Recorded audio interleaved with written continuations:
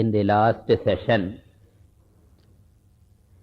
we saw the central teaching of the Vedanta, namely Jivatma Paramatma Aikyam, through which I am given to understand that I am not the reflected consciousness, which is the distorted consciousness through the medium, but I am the original consciousness, which is none other than Brahman. The distortions will be there as long as the medium continues to distort. But whether the medium distorts or not, I, in my original nature, is undistorted consciousness. And this is not only true with regard to me, this is true with regard to every individual. Therefore, every one of us is nothing but OC and not RC. And this is not only true with regard to we, the jivas, it is true with regard to Ishvara also. Ishvara is also another form of distorted consciousness only, because Ishvara also has certain superior gunas, and the presence of gunas is a distortion. Because the original consciousness does not have positive virtues also. So, in the case of Ishvara, positive virtues is distortion. In the case of Jiva, negative virtues, vices or negative properties are distortions. And these two distortions are caused by the reflecting media, RM 1, 2, 3 and RM 4, 5, 6. And when we look at ourselves, from the standpoint of ourselves, we are all OC. This is Jivatma Paramatma Aikya Jnanam given by the Vedanta. Having seen this knowledge, today we will see the Jnana Phalam. What is the benefit of gaining this knowledge? What do I get out of it? What practical benefit can I derive by gaining this knowledge? In the Shastra, the scriptures, and in the Tatva Bodha also, the benefit is presented as twofold. One is called Jivan Muktihi, and the other is called Videha Muktihi. These are the twofold result of the knowledge. What knowledge? I am not RC, I am OC. So every class I am assuming that you are remembering the previous classes, if not previous classes in plural, at least previous class in singular. So I am not RC, the reflected, limited, distorted consciousness, otherwise called the ego. I am not the RC, the ego, the crooked ego, the problematic ego, but I am the OC, which is unlimited, undistorted consciousness. And what is the Phalam Jivan Mukti and Videha Mukti. What is Jivan Mukti? Jivan Mukti is freedom from all forms of psychological problem like insecurity, fear, sense of inadequacy, jealousy, anger. All these are psychological problems called samsara. Emotional tyranny caused by the mind. And Jivan Muktihi means I continue to live in the world, I continue to face the challenges of life, at the same time I am free from these unhealthy responses. All emotional problems are. இப்போ உங்களுக்கு கோபம் வந்தது வச்சுங்க, unhealthy response. So all unhealthy responses are emotional problems called samsara. Freedom from these unhealthy responses, sickening responses, is Jivan Mukti. And what is the mechanism behind this freedom? How do I accomplish that? The logic is this. All the problems and challenges of life belong to the RC alone, the reflected consciousness. The Jiva alone has got all these challenges of life. They belong to the ego alone. Because every situation will affect either RM1, physical body, or RM2 or RM3. The situations can affect only the reflecting medium, and through the reflecting medium, the reflected consciousness may be affected, but not the original. And therefore, all problems belong to RC. No problem belongs to OC.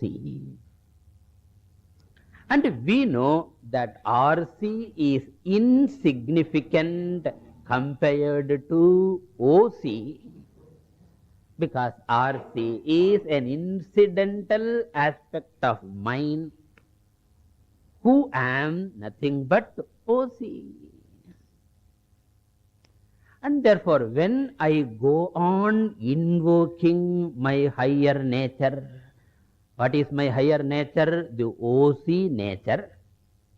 The more I invoke my OC nature, the RC and the problems of RC become insignificant.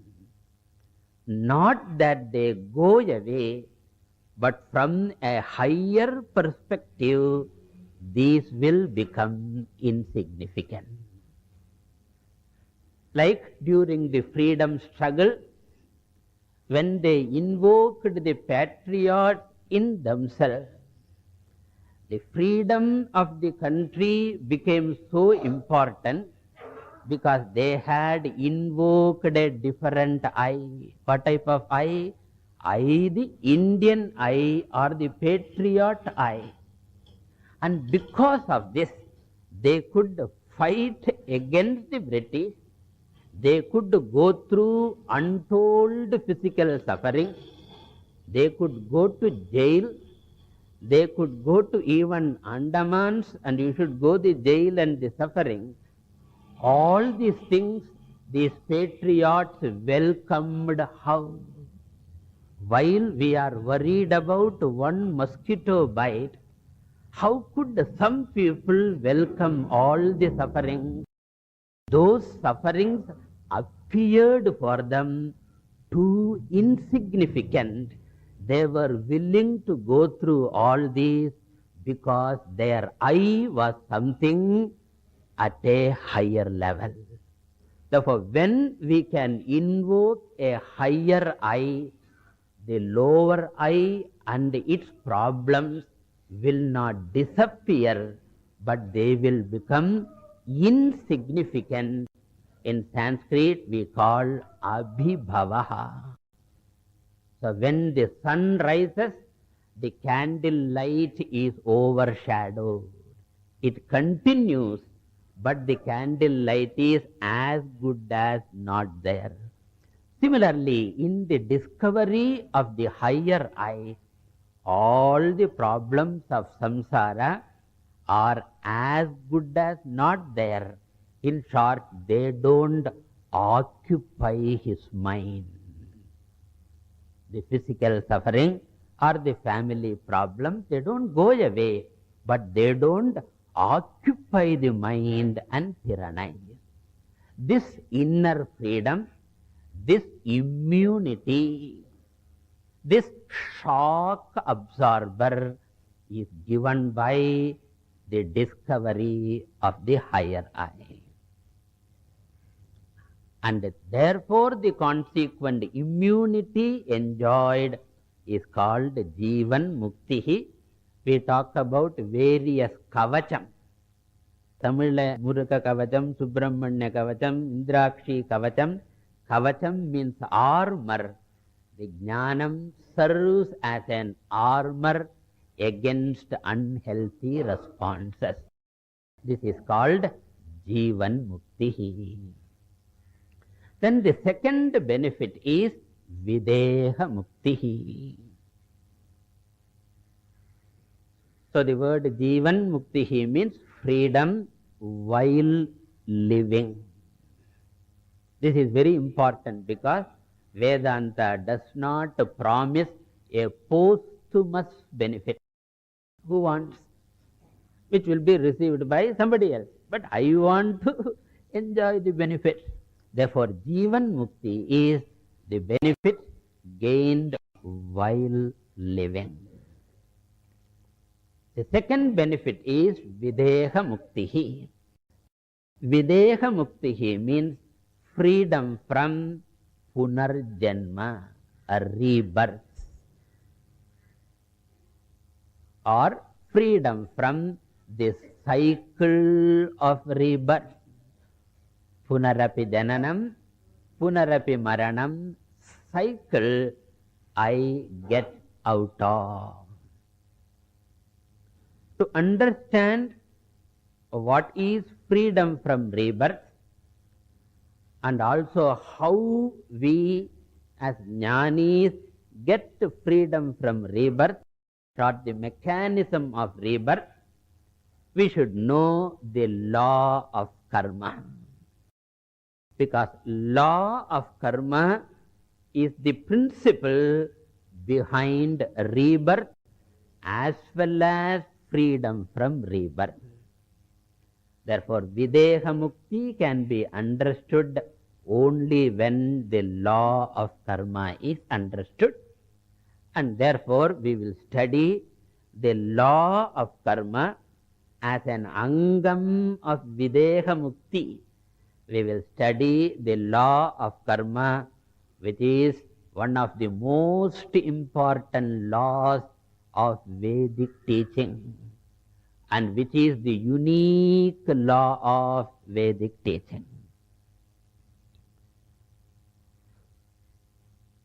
So the first principle that we should remember in understanding the law of karma is that every action that we do, deliberate action, not involuntary action, every willful, deliberate action that we do, the Shastra points out, every action that we do produces two forms of result.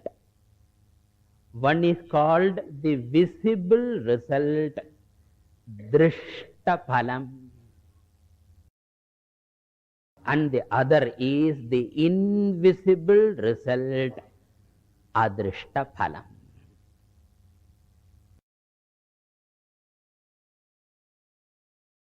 And if the action is a good action, there is a good visible and invisible result.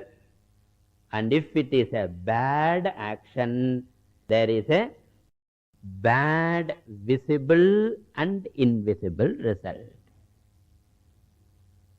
For example, so when I give some charity or feed some people or send some money to the earthquake hit people, the visible result is known to all.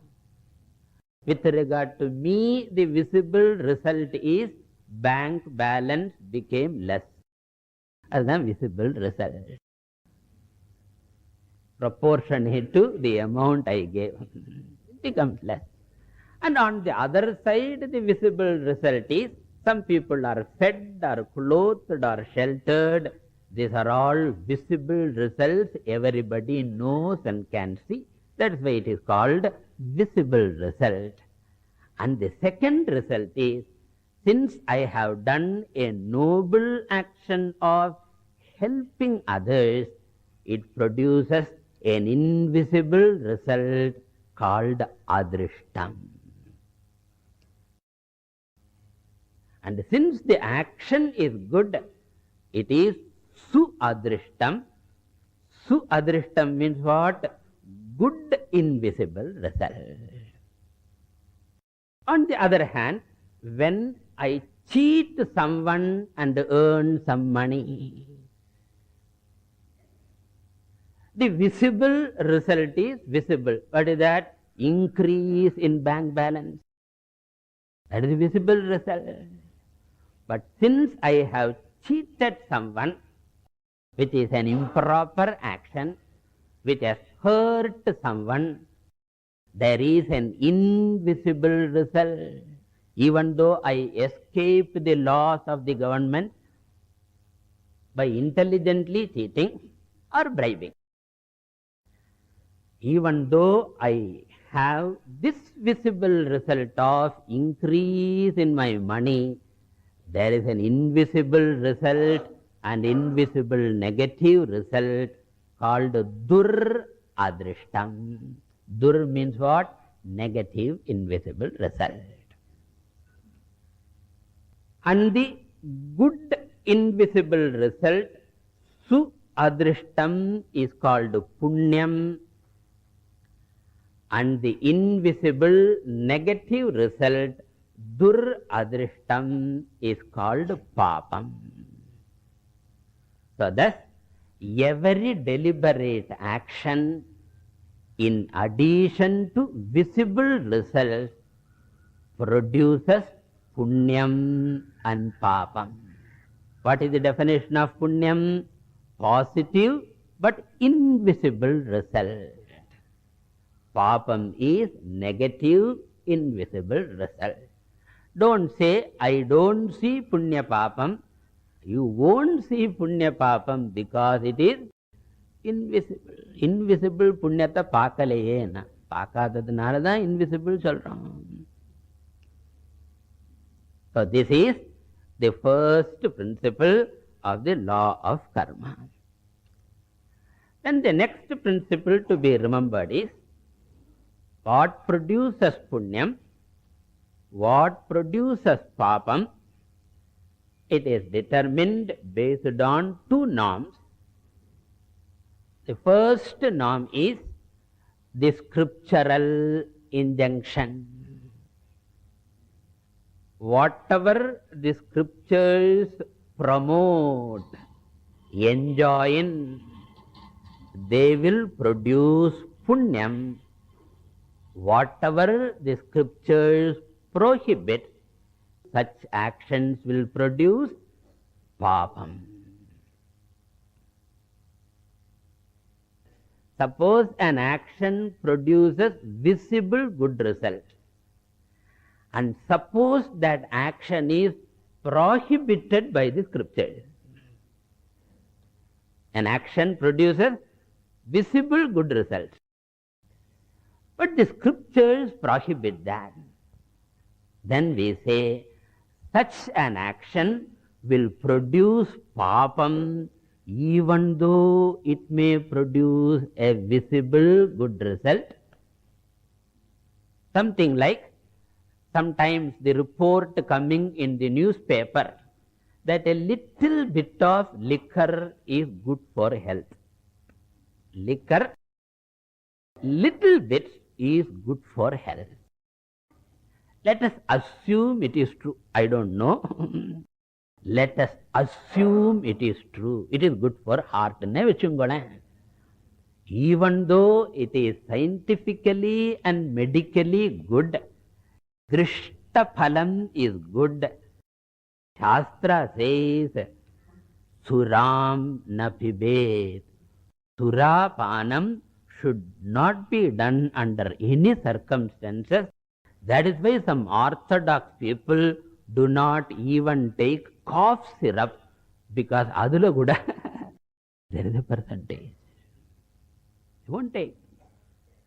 Even though it may be medically good, Shastra nishiddhatvat papam. This is the principle of punyam and papam. What is the first norm?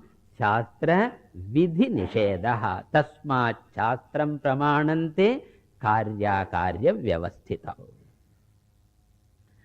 And the second norm, suppose I am doing an action which is not discussed in the scriptures at all. Scriptures discuss pandrindhudu sonna, I know whether it is punya karma or papa karma. Suppose there is an action which is not discussed in the scriptures, traveling by train. Train travel kuryat, na kuryat, there is no vidhi nisheda. So when such activities, newer and newer activities are being done, invented, what is the norm of judgment? The norm is based on the motive. What is the motive of my action? If it is good and noble motive, that karma will produce punyam. And if it is ignoble, it produces papam. So thus, based on the norm of shastric injunction and motive, we decide whether a karma is punyam or papam. This is the second principle. Then the next principle that we have to remember is, all the invisible punyams and papams in due course will be converted into visible sukham and dukkham. All invisible punyams and papams will in due course be converted into drishta sukham and drishta dukkham. Punyam will become sukham. Punyam is adrishtam, sukham is drishtam. Similarly, papam will crystallize into dukkham, pain. Pain means either in the form of physical pain or any form of pain. And in this, we can never say how long a particular punyam will take to get converted into sukham. The duration for conversion is not uniform. Today's punyam can become tomorrow's sukham, or day after tomorrow's sukham, or next decade's sukham, assuming that we will be there in the next decade, or it can become even next Janma. So what is the gestation period? Means what? How long the punyam will remain dormant?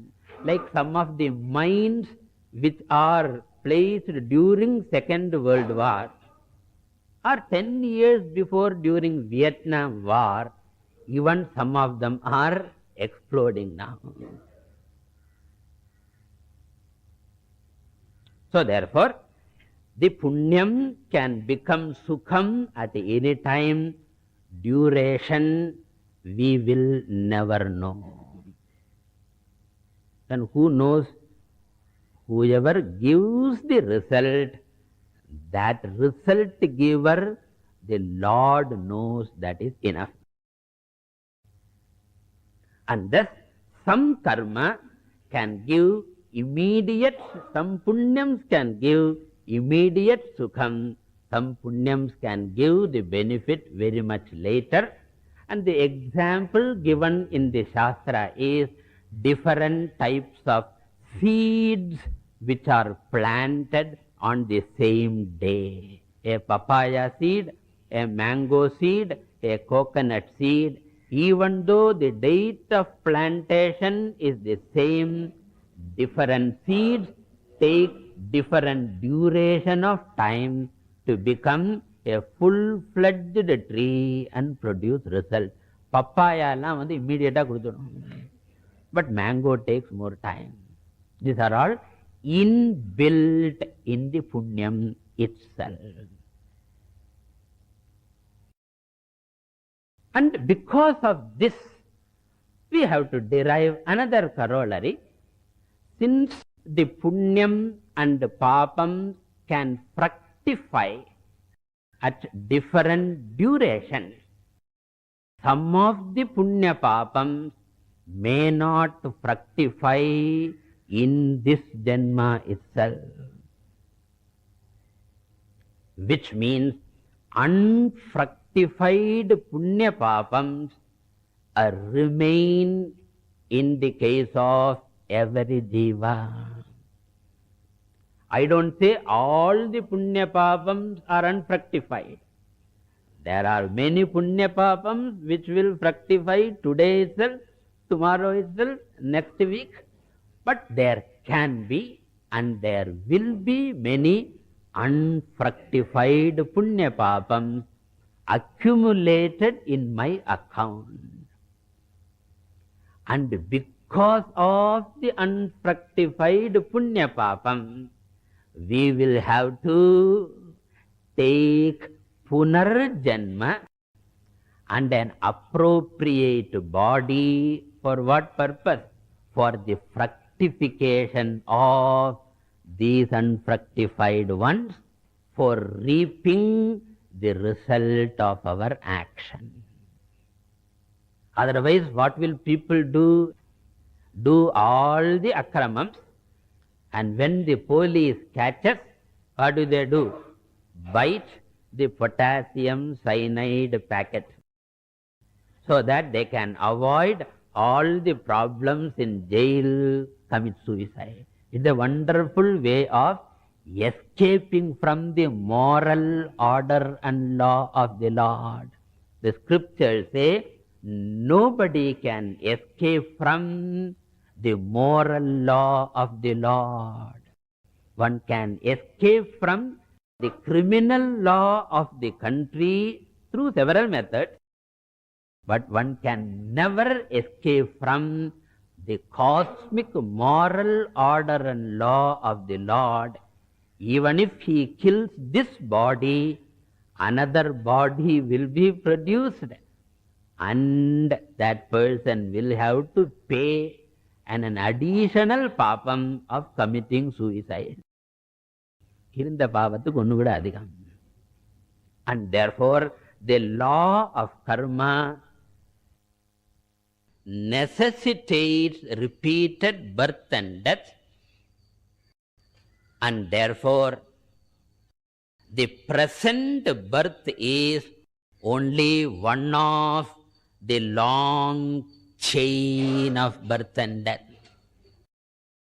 So we had innumerable number of past janmas, and we will have innumerable future janmas also. Thus the cycle of birth and death is caused by the law of karma. This is the principle of law of karma. And our scriptures point out that this has to be very, very clearly understood and assimilated by every individual. In fact, more than self-knowledge is next to higher knowledge. But the fundamental thing, everyone has to understand and assimilate before problems start in life, before entering Grihasthashrama. Right from the type of wife itself, we should know law of karma is functioning. I won't say punyam or papam, neenga decide panigo. Rina anubandha rupena pashupatni sutalaya rinakshaye kshayam yanti tatraka paridevana. Every problem in life is associated with the law of karma. The more we assimilate the law, the more healthy will be our attitude towards the problems of life, and therefore we should assimilate. And if I assimilate the law of karma, what are the advantages? What attitudinal changes it will bring? The assimilation of law of karma will bring some healthy attitudinal changes. What are they? We should know. The first advantage is the law of karma explains the disparities and differences in the living being.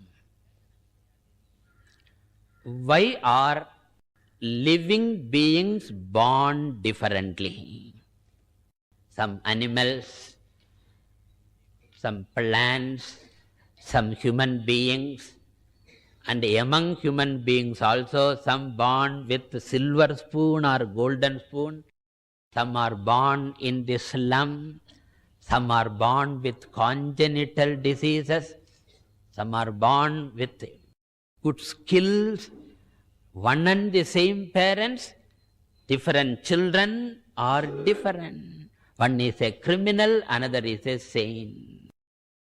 How do you explain? You cannot merely say genetics, because for the same parents have got diabetes, and every child has got diabetes, because if parents have, children also get. But one child doesn't get. Why na? Freak. So thus you have got innumerable, inexplicable phenomena in the world. All of them can be explained only in one way, that is the law of karma. And if you don't accept the law of karma, you will have to resort to the theory of chance.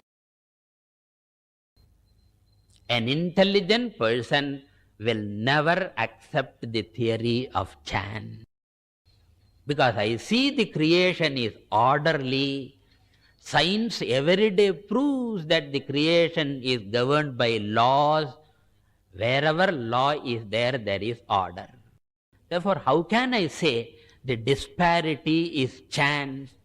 It is because of the law of karma. So the law of karma explains the disparity. Then the second advantage is, law of karma helps me in accepting the inexplicable sufferings. People say, I have been so good to everyone, oru erumba kuda onnum pannala, and why I should go through all these problems? when I am not able to accept my problems, when I go on asking why me, law of karma helps in accepting, because I know that I am responsible for every one of my suffering through my immediate past action or through my remote past action. But my past action, I may not remember which remote past action, because my memory, last Sunday class, when I don't remember the last Sunday class, how am I to remember every action that I did in the past? And forgetfulness does not prove non-existence. There are innumerable papa karmas also that I have done, which produces this negative result. Therefore, I am responsible for every one of my suffering. I will not blame anyone in the world. Blaming is the most natural tendency. Somebody. If nobody is available, grahangal irukku. Shani, Rahu, Dashai irukku. So therefore, a resistance and not taking responsibility is sorrow. Non-resistance and acceptance, the intensity of problem reduces. This is the second advantage. The third advantage is faith in God will not be shaken. Faith in God will not be shaken if I accept the law of karma. Because I know that even though I am a good person now, if I suffer, my suffering is not because of an unjust God. The suffering is because of my remote past action, which I don't remember now. Therefore, God can never be unjust. There is no injustice in the world. There seems to be injustice because we do not recollect the past papa karma. Otherwise, when I suffer, I begin to question the Lord's sense of justice, and there are many religious people who did not understand the law of karma. Therefore, they blame God for their suffering and they turn atheist. Now, one lady came and told, I am going to throw away my muruga because my daughter did not get married. Muruga bhakti kim? Daughter not getting married, enna connection? So Muruga's job is what? I am going to throw away my muruga because my daughter did not get married. Muruga bhakti kim? Daughter not getting married, enna connection? So Muruga's job is what? Her daughter should be married. What the silliest logic. She says, I threw away all books, all photos, because of the simple thing that she is a devotee, but she didn't know the law of karma. Therefore, faith in God, God is saved if you understand the law of karma. This is the third benefit. And the fourth benefit is, if I accept the law of karma, I can take responsibility for my future. I can take charge of my life. Because the law of karma says, my present situation is the result of my past action. You can extend this and say that my future situation will depend upon my present action. Therefore, if I can intelligently live in the present, I can influence my future. If I cannot totally control, at least I can greatly influence my future.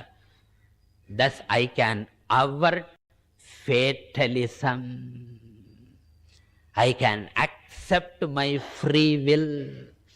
I have a freedom to choose my future, because my future is dependent on my present karma. And therefore, law of karma restores my free will and averts fatalistic tendencies. People think law of karma leads to fatalism. This is just the opposite. In fact, we say law of karma does not lead to fatalism. Law of karma alone is the antidote to fatalism, because law of karma tells me I am responsible for my present situation by my past action. Therefore, I am responsible for my future. If I don't accept the law of karma, what will be my conclusion? If I don't accept the law of karma, I will say somebody is responsible for my present situation. And if somebody else is responsible for my present situation, somebody else will be responsible for my future also. That means future is not in my hand. So if I don't accept the law of karma, I give my life to chance and fatalism. If I accept law of karma, I am accepting my will and freedom to shape my future. This is another advantage. Then the last advantage, last for the time being, last advantage is, this answers one of the fundamental questions asked by many people, especially youngsters. When we talk about ethical way of life, good way of life, one of the questions asked by most of the youngsters is, if you say ethical life is a blessing and unethical life is harmful, if that is your slogan and theory, how come many good people are suffering? And how come many corrupt people are having a gala time? Because if you are going to look at this event, what will be my natural conclusion? This person has been ethical and this fellow suffers, and that person did all the possible akramams and he is having a comfortable life, and therefore what will be my conclusion? Happy life vanam sonna akramam pannanam. This will be my conclusion, because that is the superficial observation gives. How will you answer such people? Can you say, therefore be corrupt? You can restore morality in society only if you bring in law of karma. Law of karma will explain this phenomenon properly. It will say that the present good person, the present ethical person is suffering because of the past unethical action. Therefore, my rule is always true: unethical actions hurt. Whether you are good in the present or bad in the present, The present good person suffers not because of the present goodness. Goodness never leads to suffering.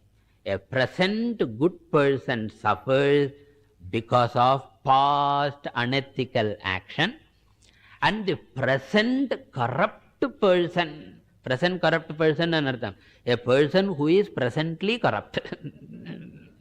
A present corrupt person enjoys means what? He has a comfortable life because of past ethical action. Therefore, always the rule is ethical action blesses, unethical action hurts. So therefore, you be ethical. The social morality can be upheld only by the law of karma. If you don't accept the law of karma, all the children will conclude that good people suffer, bad people enjoy, and therefore all the values are for talking, not for living. Not for living, conclude pannidva. Therefore, law of karma is required for a moral order in society. So thus, the law of karma is an extremely important thing. Now, we have to come to the Videha Mukti based on this.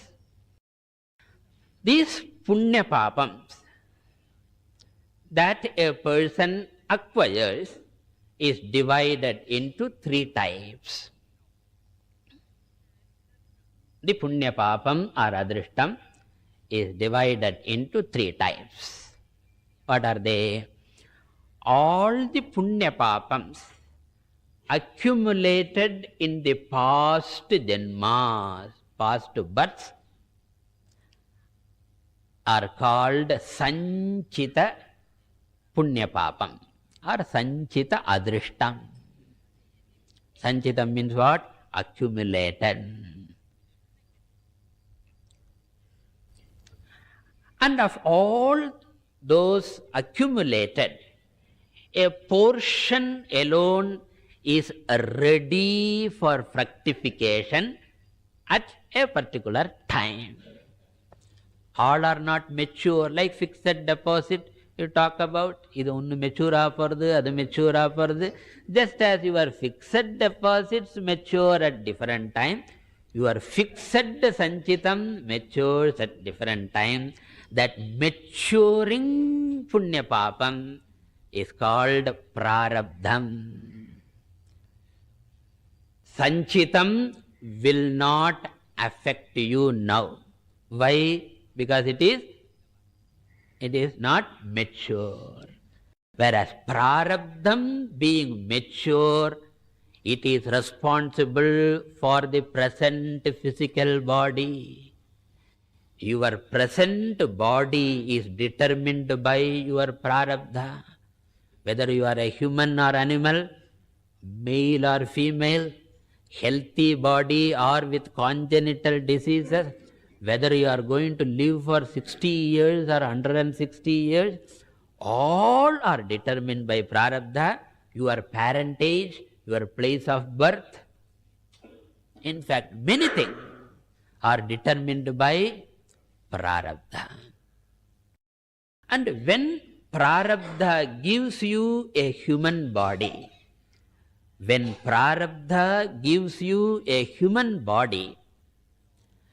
not only you reap your prarabdha, but while reaping your prarabdham, you are doing fresh tirishamans. You know tirishaman? Fresh actions you are doing. As a human being, you do lot of deliberate actions, willful actions, which will produce fresh punya papam. That fresh acquisitions or earnings are called agami. And therefore, your present life is a result of your agami and prarabdha. Because agami also, some of the agamis produce result in this janma.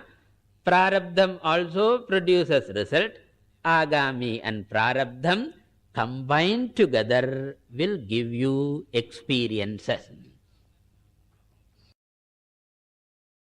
And some of the agamis means what? Freshly acquired, are not reaped in this janma.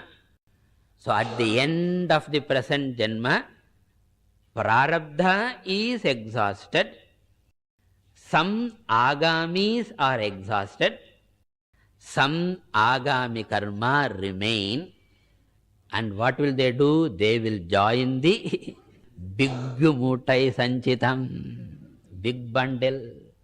And out of the sanchitam, next one gets ready, giving you punarjanma.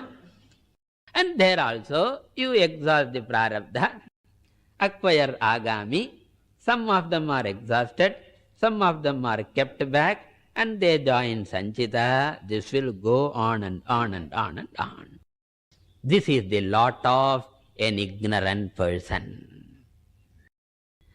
In the case of a wise person, what happened? The Shastra points out, Jnanam is such a powerful radiation. Like the radiation used for cancerous cells, Jnanam is such a powerful radiation that it destroys all the sanchita karma. Sanchita papa vinashana lingam tatpranamami sadashiva lingam. Sanchita nasha it does.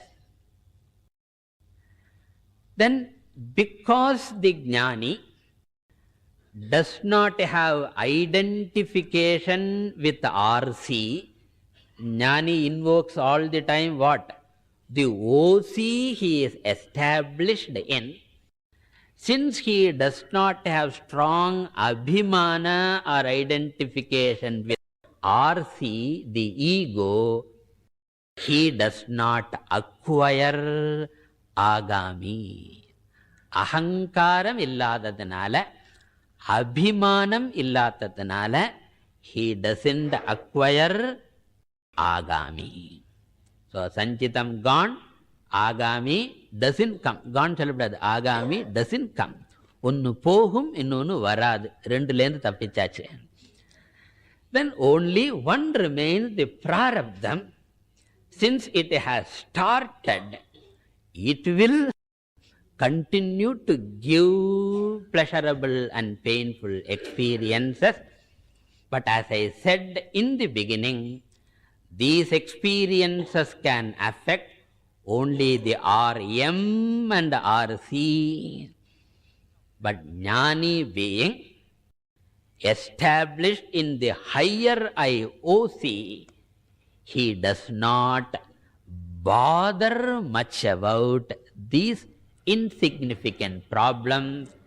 Therefore, he doesn't have any unhealthy response.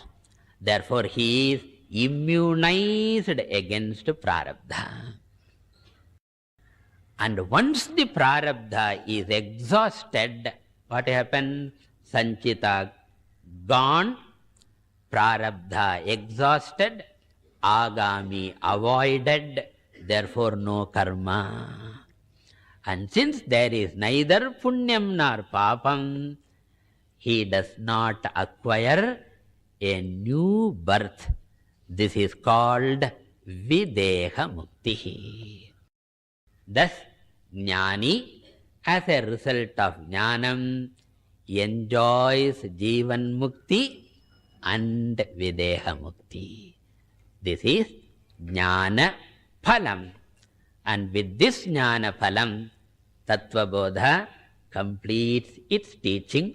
Tanum tyajatu va kashyam shvapatasya grihethava jnana samprapti samaye muktosau vigatashaya. This jnani is liberated wherever he dies, whenever he dies. This is Jnana-phalam. Purnamadah purnamidam purnat purnamudachyate purnasya purnamadaya purnamevavashishyate. Om Shanti Shanti Shanti.